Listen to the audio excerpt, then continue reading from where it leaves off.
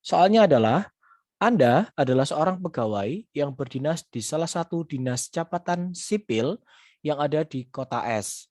Saat ini daerah Anda termasuk dalam level 3 PPKM berlevel. Akibatnya, seluruh ASN diminta untuk menjalankan WFH atau work from home. Suatu hari, atasan meminta Anda mengirimkan file penting terkait data kependudukan yang tersimpan di laptop Anda. Namun saat itu koneksi internet Wi-Fi di rumah Anda sedang maintenance. Hal yang akan Anda lakukan adalah, oke teman-teman silakan di pause dulu videonya dan tebak di opsi mana yang mendapatkan poin tertinggi. Oke langsung saja. Teman-teman, soal ini terkait dengan kompetensi orientasi pada hasil dengan indikator menyelesaikan tugas dengan tuntas dan dapat diandalkan. Jadi atasan meminta data kita sebagai seorang bawahan yang baik dengan kondisi apapun kita berusaha mencari penyelesaian, gitu ya. Dalam hal ini, koneksi internet atau WiFi di rumah toko Anda ini ya, itu mati teman-teman. Maka hal yang sebaiknya kita lakukan agar bisa selalu diandalkan oleh atasan apa? Ya, opsi jelas C ya, melakukan tethering antara smartphone dengan laptop Anda dan segera mengirimkan file tersebut. Dengan demikian, sudah terlaksana apa yang diminta oleh atasan. Jadi itu bernilai positif ya di situ, dapat poin 4. Kemudian B, menyimpan file tersebut dalam flash disk dan pergi ke warnet itu juga menjadi salah satu alternatif teman-teman. Tapi kalau kita punya data atau pakai data gitu ya, ya kita sambungkan saja ke laptop. Kan itu lebih simpel teman-teman daripada ke warnet gitu ya. Nah di sini yang mendapatkan poin terendah adalah opsi D. Melaporkan kepada atasan bahwa kondisi internet sedang maintenance. Ini artinya tidak bisa diandalkan. Gitu ya teman-teman. Berkebalikan atau bertentangan dengan indikator yang ada. Oke, kita lanjut ke soal berikutnya. Anda adalah orang yang terbiasa bekerja secara cepat dan teratur, sehingga Anda sering memiliki sisa waktu setelah mengerjakan tugas yang menjadi tanggung jawab Anda.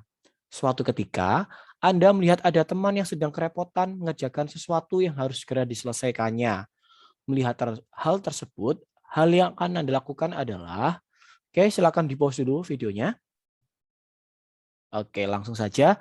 Teman-teman, soal ini terkait dengan kompetensi kerjasama dengan indikator membantu orang lain dalam menyelesaikan tugas-tugas mereka untuk mendukung sasaran tim.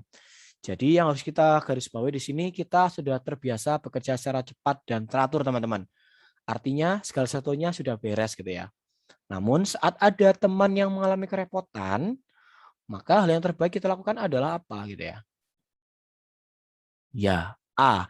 Memahami kesulitan teman itu dan siap membantu ketika teman itu meminta bantuan.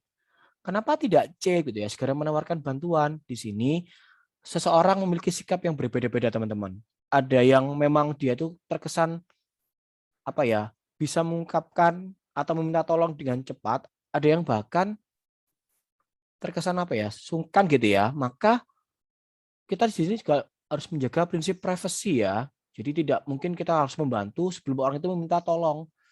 Tapi saat orang meminta tolong kita harus segera atau bersedia dengan cepat membantu orang itu. Jadi tetap menjaga unsur privasi yang dimiliki oleh masing-masing orang. Ada kan juga yang dalam keadaan kesulitan pun dia juga tetap tidak mau dibantu kan ada. Makanya kita harus itu ya melihat situasi dan sikap atau watak dari masing-masing rekan kerja kita.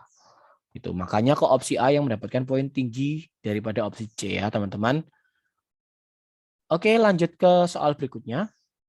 Tugas di kantor, di rumah, dan lingkungan sosial datang secara silih berganti.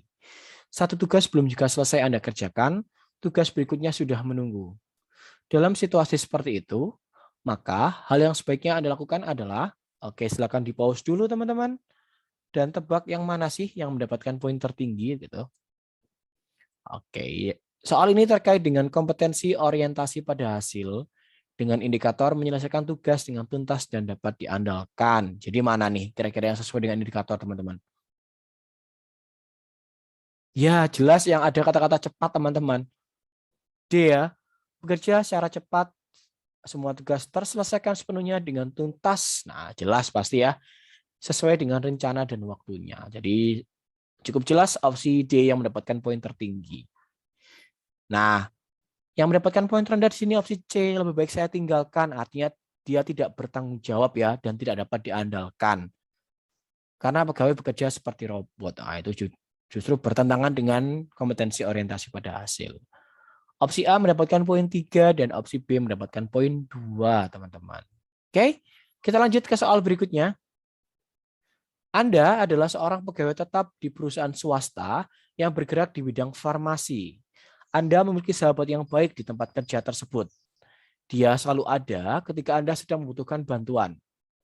Pada suatu ketika, anggota dari Badan Nasional Penanggulangan Terorisme atau BNPT mendatangi perusahaan tersebut dan menanyakan keberadaan sahabat Anda. Ternyata, sahabat Anda masuk dalam DPO atau daftar pencarian orang dalam kasus terorisme. Sebenarnya, Anda mengetahui dengan pasti keberadaannya. Hal yang sebaiknya Anda lakukan adalah, oke teman-teman silakan baca opsi jawabannya dan tebak yang mana yang mendapatkan poin terendah. Oke, silakan di-pause dulu. Oke, langsung saja teman-teman. Soal ini terkait dengan unsur integritas, yaitu bertingkah laku sesuai dengan perkataan dan berkata sesuai dengan fakta. Jadi kita harus berkata sejujurnya apa yang ada di lingkungan kita. Dan integritas itu kan cenderung mematuhi nilai dan norma atau aturan yang berlaku di suatu tempat ya. Jadi mengetahui teman kita atau sahabat kita itu melanggar aturan, maka ya kita harus tetap bertindak sesuai dengan aturan yang ada. Maka hal yang sebaiknya kita lakukan adalah opsi B, memberikan informasi keberadaan sahabat Anda agar dia menyadari bahwa hal yang selama ini ia lakukan adalah sesuatu yang salah. Gitu ya. Jadi kita tidak boleh menutup-nutupi apalagi teman kita sudah melanggar aturan yang ada di Indonesia begitu ya. Karena settingnya ada BNPT itu di Indonesia.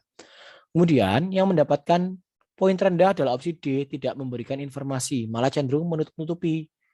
Nah, kan saat kita melakukan itu, teman-teman, kita malah bisa juga dituntut itu ya dengan aturan yang ada ya, karena ada, setahu saya ada pasal yang terkait dengan melindungi tersangka atau ini ya, tindak kejahatan. Dalam ini kan terorisme kan juga masuk dalam tindak kejahatan. Maka yang terbaik adalah opsi B, kemudian disusul oleh opsi A, kemudian opsi C, dan yang paling rendah adalah opsi D. Gitu teman-teman, semoga penjelasan yang saya berikan bermanfaat. Terima kasih.